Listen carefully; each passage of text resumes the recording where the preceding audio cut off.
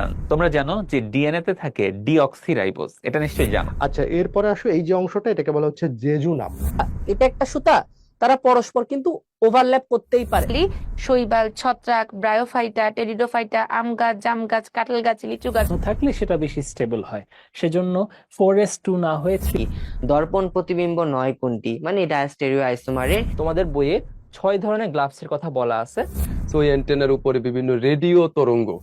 তাহলে অ্যান্সার যে 940 সাথে যোগ হবে, অর্থাৎ অ্যান্সার কি হবে এখানে কিন্তু 1000 হবে। হচ্ছে মোট শক্তির 3/4 3/4।